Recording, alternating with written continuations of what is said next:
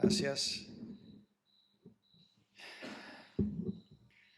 Con motivo de la preparación para el nuevo Pentecostés, vamos a iniciar acerca de este tema tan importante, hablando en esta noche, compartiendo la palabra del Señor acerca de el Espíritu Santo de la promesa.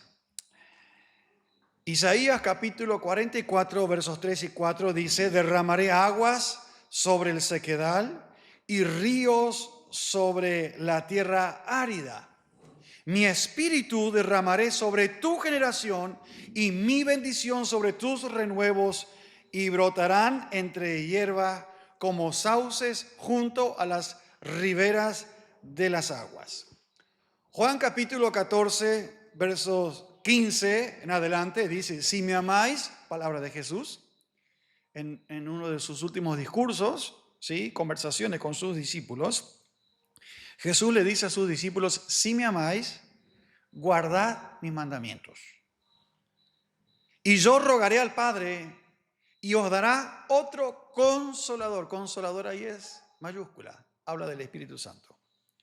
Para que esté, ahí hay propósito, para que esté con vosotros para siempre. Verso 17. El Espíritu de verdad, otro nombre, otorgado al Espíritu Santo, al cual el mundo no puede recibir. Mundo acá son personas no nacidas de nuevo, porque no le ve ni le conoce. Pero vosotros le conocéis, porque mora con vosotros. Note la expresión, con vosotros. Y a tiempo futuro, y estará en vosotros. ¿Por qué dice así? Porque es una palabra previa al Pentecostés. Y estará en vosotros. Obedecer la palabra, sí, y el Espíritu Santo será derramado. Si me amáis, guardad mis mandamientos. Ahí está el secreto del derramamiento del Espíritu Santo.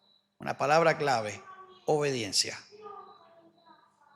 ¿Estaban orando? Sí. Pero acá es: si me amáis, guardad mis mandamientos. Lucas capítulo 24, el verso 49, dice: yo voy a enviar, dice Reina Valera contemporánea, yo voy a enviar sobre ustedes la promesa de mi Padre, pero ustedes quédense en la ciudad de Jerusalén hasta que desde lo alto sean investidos de poder. Escuchamos las palabras de Jesús respecto al propósito de Pentecostés en el capítulo 1, el verso 8, dice: pero recibiréis poder cuando haya venido sobre vosotros el Espíritu Santo. Ahí van a recibir ¿qué? Poder. Inmediatamente apunta el propósito y dice: y me seréis testigos. ¿Qué es ser testigos? Testigos aquí se traduce como mártir. Es darlo todo, entregar la vida. Me seréis testigos en Jerusalén, Judea, Samaria y hasta lo último de la tierra. Con estas palabras, Jesús reorientó hacia nuevas maneras de pensamiento de los apóstoles, porque ellos estaban esperando la restauración del reino de la época de oro, sí, y que sabía de la época de oro, digo, de la época del rey David. Y la pregunta era: Señor, ¿restaurarás el reino? ¿Cuándo? No os toca a ustedes saber eso queda para otro tiempo. Permítame parafrasear.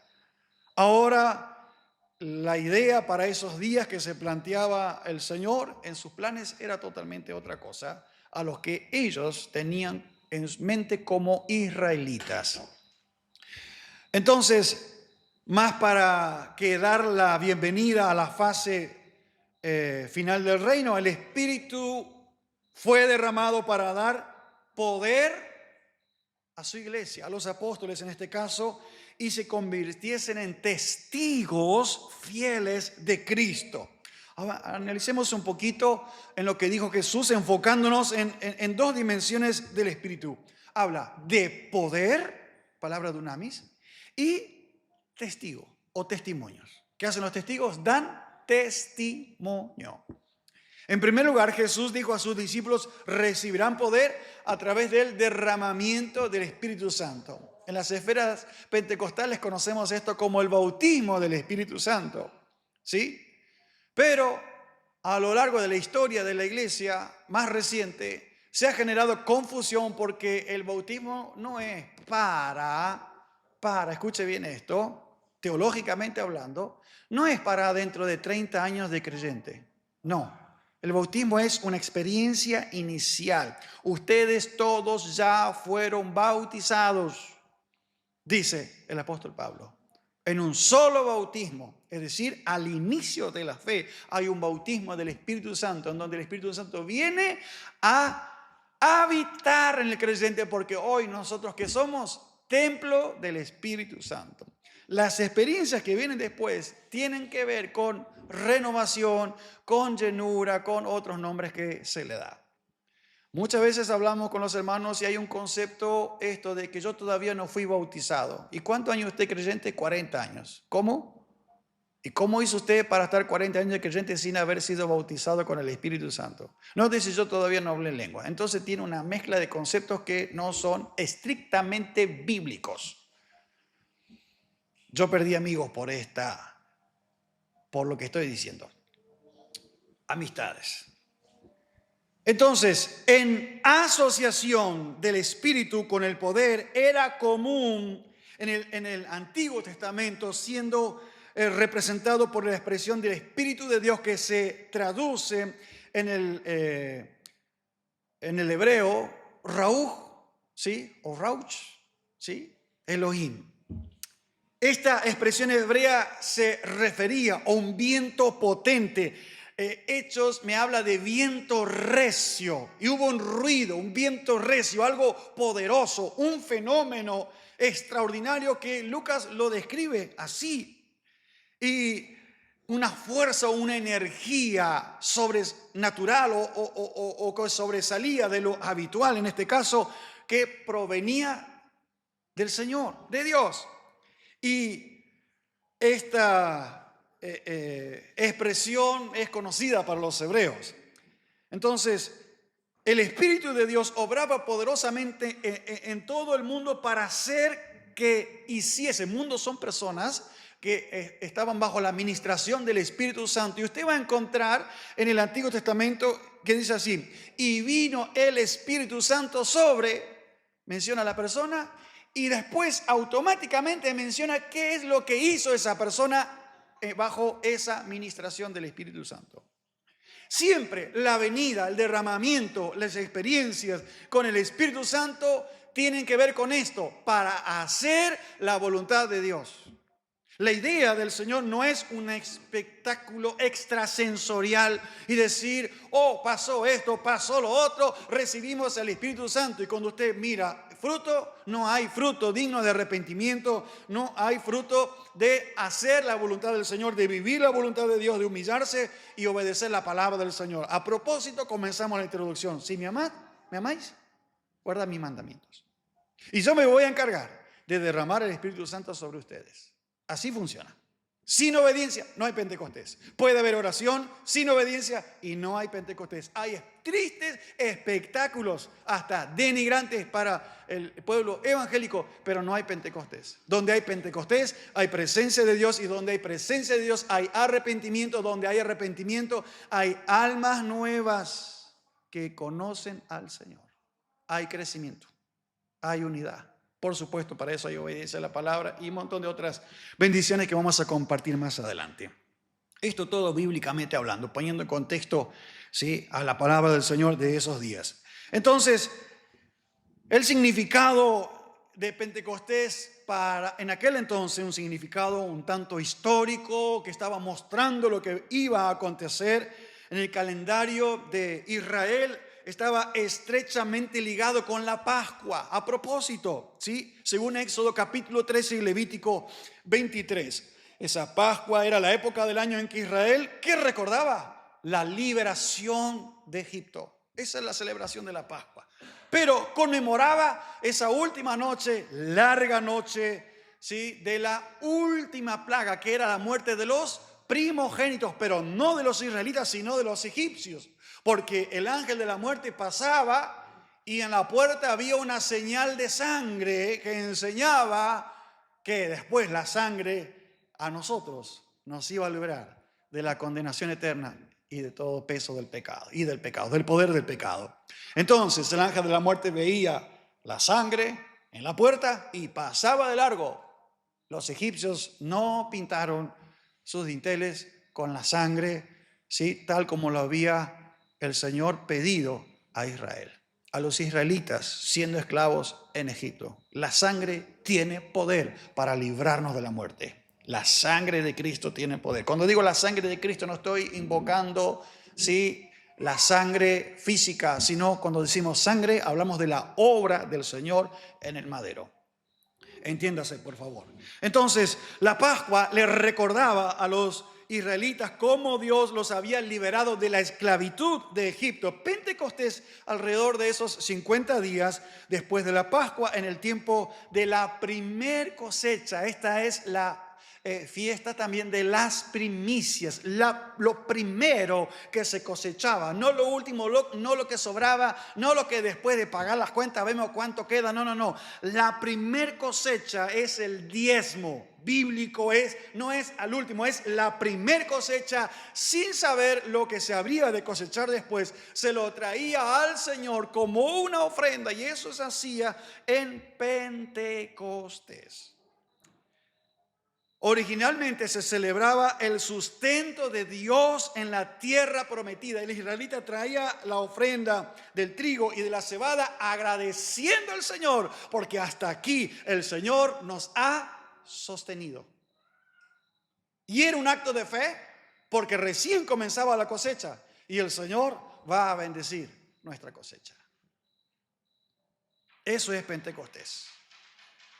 En dicha ocasión los israelitas ofrendaban entonces esos primeros frutos de su cosecha como gratitud por los granos que habían de cosechar ese año. Además, en el tiempo del Nuevo Testamento, la celebración de Pentecostés, los israelitas también recordaban cuando se había dado la ley de Moisés. ¿Qué cosa? ¿Qué es eso? La palabra de Dios. El derramamiento del Espíritu Santo en esa ocasión fue muy significativo para la iglesia primitiva, porque además les recordaba la esperanza anunciada por el profeta Jeremías. Esto está en el capítulo 31, verso 31. Habría que leer todo el capítulo, pero el verso 31 dice: "He aquí vienen días, dice Jehová, en los cuales haré un nuevo pacto con la casa de Israel y con la casa de Judá, no como el pacto que hice con sus padres el día que tomé su mano para sacarlos de la tierra de Egipto, porque ellos invalidaron mi pacto, aunque fui yo un marido para ellos". Cuando dice pacto habla de un pacto matrimonial, y cuando se invalida por fornicación y adulterio, el marido y la mujer no se pueden volver a casar. Esto es matrimonio hebreo. Solo pueden volver ese marido y esa mujer, pueden volver a un pacto matrimonial únicamente, en este caso, como pasó con el Señor, muerte de por medio. Termina con el primer pacto y trae un nuevo pacto, o pacto renovado, como le llamamos. Entonces, ¿qué hace el Señor? No ha desechado a Israel. El Señor no nos ha desechado tampoco a nosotros. En su gracia, en su misericordia, es tan grande el amor de Dios. De ahí viene la doctrina de la redención, de pagar un precio. Es lo que el Señor le dijo al profeta Oseas: te casas con una mujer prostituta, y le da una tremenda y poderosa lección. Entonces va Oseas en contra de su voluntad, porque Oseas no era un hombre inmoral. No andaba por la vida con mujeres que ejercían la prostitución, pero por orden de Dios, él obedece, se casa con una mujer prostituta. La mujer prostituta vuelve a la antigua vida y el Señor le dice: vas a ir y la vas a rescatar, vas a pagar un precio por ella. Esa mujer le pertenecía a Oseas, pero ¿qué hace esta mujer? Invalidó el pacto matrimonial. Oseas va y paga el precio, más allá de sus sentimientos, más allá de sus realidades, más allá de sus derechos, más allá de la condena social, más allá de lo que diga la gente. Dios enseñando a Oseas lo que Dios hizo con Israel y lo que hace con nosotros. Nosotros le fallamos al Señor. Yo fui marido para ellos, es lo que dice acá a través de Jeremías. Ellos me fallaron, invalidaron el pacto. Ahora yo voy a hacer un pacto nuevo con ellos. Daré, dice, mi ley en su mente y la escribiré en su corazón. Eso no había sucedido en el antiguo pacto.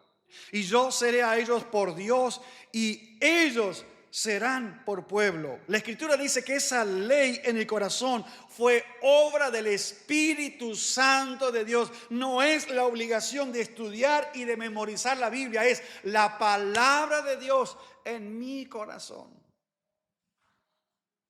De ahí el Espíritu Santo hará recordar todo lo que yo os he dicho, lo que está escrito.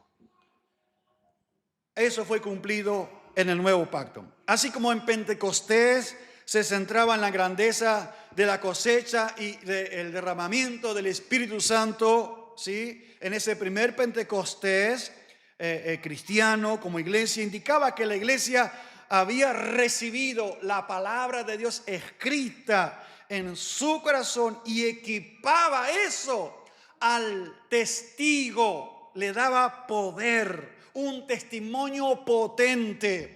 Porque cada predicación, cada testimonio, cada acto evangelístico traía una cosecha poderosa para la iglesia de esos días. Tal lo señala Pablo en Romanos 8:23. Dice, tenemos, los creyentes, tenemos las primicias del Espíritu. Pentecostés no fue un suceso común, ni siquiera un milagro entre otros. El don del Espíritu Santo en Pentecostés dio comienzo a una gran cosecha de salvación y la transformación interna del pueblo de Dios para el establecimiento del reino mesiánico de Dios, cosas todavía que no se han cumplido. El fenómeno de las lenguas como manifestación de la presencia del Espíritu Santo es un asunto no menor. El milagro de Pentecostés no tiene que ver con el ruido del viento, con lo que fue como el viento, ni con eso que se vio como lenguas de llama de fuego. No. No es el objetivo ese de Pentecostés. El milagro de Pentecostés consistió en ese poder sobrenatural de hablar, escuche, idiomas humanos no aprendidos con un claro objetivo de testificar, de proclamar el evangelio del Señor. Hechos capítulo 2 dice el verso 4, y fueron todos llenos del Espíritu Santo, todos los que estaban en el aposento alto. En el aposento es un lugar, un salón de fiestas, un salón de uso múltiple que tenía Juan Marcos, ¿sí? Hijo de una familia acaudalada, imagínense, eran como 120, así que no era un comedor para 12 personas, no, había un grupo importante de personas ahí, orando y esperando la promesa del Señor, el Espíritu Santo derramado. Y dice, y todos los que estaban ahí fueron llenos del Espíritu Santo y comenzaron a hablar en otras lenguas, glosas, idioma humano. Grábese esto. Los que predican también grábense esto. Los pentecostales grábense esto también. Glosas, en griego glosas, lenguas humanas no aprendidas con habilidades científicas, sino sobrenaturales. El contexto lo enseña, dice, moraban entonces, a propósito Lucas hace una descripción, moraban entonces en Jerusalén judíos, varones piadosos de todas las naciones bajo el cielo. Y este estruendo se juntó la multitud. Fue algo ruidoso que llamó la atención.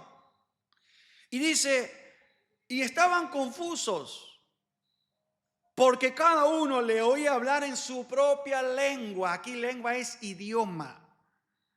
Y estaban atónitos y maravillados, diciendo: mirad, ¿no son todos estos galileos los que hablan? No hay ni una sola universidad, no hay ni un nivel secundario en Galilea, y esta gente está hablando en tantos idiomas. ¿Cómo es posible? ¿Cómo pues le oímos nosotros hablar cada uno en nuestra lengua en la que hemos nacido? Hijos de esos israelitas prosélitos que habían ido a la fiesta a Jerusalén. Y dice: partos, medos, elamitas, y los que habitamos en Mesopotamia, en Judea, Capadocia, Ponto, Asia, Frigia, Panfilia, Egipto y regiones de África, más allá de Cirene, y romanos aquí residentes, tanto judíos como prosélitos, cretenses y árabes, les oímos hablar en nuestras lenguas. ¿Qué cosa? ¿Qué cosa? Las maravillas de Dios. Eran idiomas que se comprendían perfectamente. Esas lenguas, esos idiomas de Pentecostés se entendían. El pueblo entendía perfectamente lo que estos galileos, esta gente inculta para la cultura de aquel entonces, estaba experimentando bajo el poder de Dios. Objetivo de Pentecostés es hacernos testigos, dar testimonio del glorioso evangelio de nuestro Señor Jesucristo. El objetivo no es hablar en lenguas, es testificar, evangelizar, dar testimonio. El Espíritu Santo de la promesa fue derramado en primer lugar, entonces, para capacitar a los creyentes, para ser testigos, ¿sí? Para proclamar, como dije, el glorioso evangelio de nuestro Señor Jesucristo. El Señor dijo antes, unos días antes, a los suyos, Juan 15:5: separado de mí, nada podés hacer. Nada podés hacer. Es una declaración de Jesús ilustrando, está hablando de la vid y de los pámpanos, y si se separa, se muere, no da fruto. Pero unidos a la vid verdadera, damos fruto espiritual. Damos fruto espiritual, de esta unión necesaria y dependencia total de la comunión. Y la palabra clave en Juan 15 es perseverar. Lo que mucha gente no hace es eso, no persevera. Y quiere dar fruto, es imposible. No persevera. Para dar fruto hay que perseverar. Pregunto, ¿es fácil perseverar? ¿Verdad que no es fácil perseverar? ¿Es posible perseverar? Claro, sí, es posible perseverar. Entonces, Espíritu Santo de la promesa, ¿por qué? Porque había sido prometido a los seguidores del Señor. Pero para eso había que obedecer a la palabra. Entonces, entiéndase esto, que para ser acreedor de esta bendición es necesario: 1, amar al Señor; 2, obedecer al Señor; 3, permanecer en la obediencia, y otros requisitos más que la Biblia no deja a nuestro alcance. Si ustedes oran mucho y ayunan, van a recibir el Espíritu Santo. Búsqueme en la Biblia dónde dice eso. Bueno, entonces, la promesa del Padre, por eso hacemos hincapié que es el Espíritu Santo de la promesa. Hoy el Espíritu Santo está no solo con nosotros, sino que está en nosotros, iglesia del Señor. Amén. Gloria a Dios. Y donde está el Espíritu de Dios, allí hay libertad. Gloria a Dios. Oramos para que el Señor manifieste su gracia, manifieste su poder. Estamos de acuerdo en eso, y haya renovación espiritual, y anhelamos en nuestro corazón como hijos de Dios, como iglesia, poder tener experiencia de un nuevo Pentecostés, no a los 50 días de Pascua, sino cada vez que vamos a la presencia del Señor en obediencia, en amor, perseverando en la palabra del Señor y en comunión con el Señor y los unos con los otros. Pero el objetivo, una vez que hay obediencia, el objetivo de esta gracia de Dios es capacitarnos como iglesia, como creyentes, como servidores del Señor. ¿Para qué? Para ser testigos. Testigos del Señor. Somos testigos del Señor. No escondemos las buenas nuevas de salvación. Somos testigos del Señor. El Espíritu Santo nos impulsa, nos da la capacidad, hermano, para hablar del Señor. ¿Qué cosa? Las maravillas de Dios. Yo escucho hablar a una persona y sé su nivel espiritual.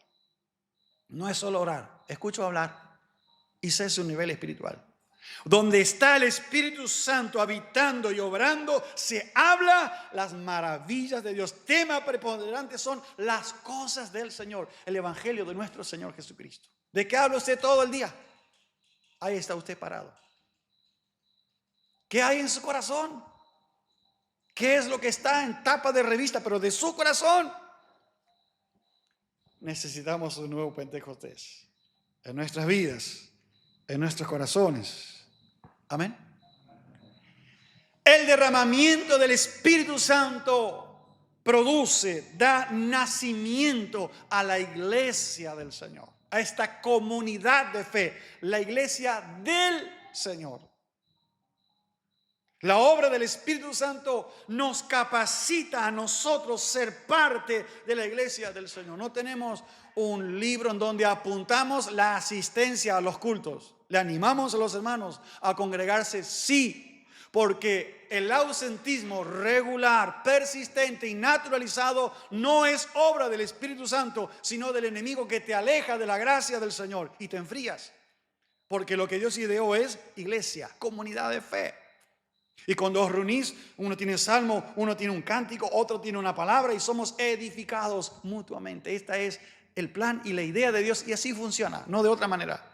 Si no hubiera dicho de acá a 2000 años va a haber YouTube, usted pone en YouTube y no hace falta ir a ningún lado, solo con mirar 2 videos de YouTube por día, ustedes ya, no. Mediante la comunión somos edificados y si no hay comunión, no hay crecimiento espiritual. El Espíritu Santo se anticipa y les regala esta herramienta de comunión. ¿Cómo iban a ser personas sin comunión estar juntas en el aposento alto? No durarían ni 2 días juntos.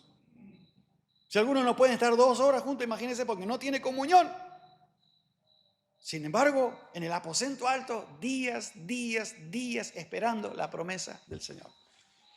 La maravillosa obra del Espíritu Santo. Y todavía hay gente que piensa que el derramamiento del Espíritu Santo es para hablar en otras lenguas no conocidas, que no se sabe lo que dice en la mayoría de los casos. Que el Señor nos ayude y nos guarde. La Biblia es muy clara, cada uno cree lo que quiere creer, nada más. El Señor es muy claro con nosotros. Si me amáis, guardad mis mandamientos. Y yo rogaré al Padre. ¿Y para quién? ¿Para quién va a rogar? Para los que amamos al Señor. Los que estamos guardando la palabra. ¿Fallamos? Sí, fallamos, claro. Pero amamos al Señor. ¿Cuántos amamos al Señor? Amén. Qué maravillosa bendición poder amar al Señor. Entonces, guardamos la palabra del Señor, valoramos, estimamos para obedecer y poner en práctica la palabra del Señor. No se vayan de Jerusalén. No deambulen. ¿Por qué? Esos días eran días difíciles. Más difíciles que estos días que estamos viviendo ahora. Mucho más difíciles. Identificarse con el cristianismo en esos días podía significar la muerte. No se vayan de Jerusalén. Venzan a ese miedo. Y ellos estaban reunidos en el aposento alto. Hasta que llegó el día de Pentecostés. El día y la hora señalada en que el Espíritu Santo fue derramada. ¿Se acuerda la hora? Era como la hora, ¿se acuerda? Las 9 de la mañana, ¿no? Bien, muy bien. La hora tercera, contando desde las 6 hacia las 9, tercera hora. Bendito sea el nombre del Señor. Simplemente para introducirnos a este tema apasionante en estos días hasta Pentecostés, vamos a compartir acerca de la doctrinas referentes al Espíritu Santo de Dios. Orando que el Señor nos ministre, nuestros ojos sean abiertos y veamos la necesidad que tenemos de buscar al Señor para que la realidad de un nuevo Pentecostés sea sobre cada uno de nosotros. Yo lo necesito, lo necesitamos como iglesia y oramos para poder bendecirnos unos a otros. Ver la necesidad de tal modo que seamos impulsados a clamar al Señor. Digo no orar, sino clamar, más que orar. Clamar al Señor. Decir, Señor, visítanos, Señor, con la manifestación de tu Espíritu Santo en nuestras vidas. No estamos diciendo que Él no está, Él está. Pero queremos nosotros estar en este ambiente glorioso en donde el Espíritu Santo se manifiesta con libertad y en su esplendor, cumpliendo propósitos del Señor, manifiesta su gracia como Él quiere, porque es el Espíritu Santo que reparte llamados, dones, talentos, hablando de ministerios, servicios, muestra cosas, ¿sí? Y pasan muchas cosas en el plano espiritual cuando el Espíritu Santo de Dios se mueve con libertad en nuestros corazones. Oración. ¿Qué hicieron esos 120 del aposento alto? Estaban orando. ¿Creen usted que no conversaban? Conversaban. ¿Tenían comunión? Tenían comunión. ¿Cuál era su actitud? En obediencia. ¿A qué? A la palabra del Señor. No se vayan de Jerusalén. Obedezcan. Venzan al miedo, a la incertidumbre y esperen hasta que sean investidos con el poder del alto. La persecución luego se acrecentó, aumentó, y la persecución fue la herramienta que Dios utilizó para dispersar a los creyentes, y de esa manera el mundo de aquel entonces recibió el mensaje del glorioso evangelio de nuestro Señor Jesucristo. ¿Cómo quieres predicar? ¿Quieres testificar? ¿Desde dónde? ¿Desde un hospital? ¿Desde tu trabajo? ¿Desde las redes sociales? No lo sé. ¿Qué tan rápido muchos comparten cosas en las redes sociales? Pero ¿cuánto les cuesta compartir la palabra del Señor? Nosotros, dijeron esta gente, les oímos hablar en nuestro idioma las maravillas de Dios. Qué hermoso es poder conversar con alguien que nos comparte y nos habla de las maravillas del Señor. Qué edificante es para nosotros oír las maravillas del Señor. La gloria sea para el Señor. Nos vamos a mantener en este tiempo en oración, Señor. Trae un despertar espiritual a mi vida, a nuestros corazones, a la iglesia, a mis hermanos, a mi familia, para que juntos estemos en ese, por la fe digo, ¿sí?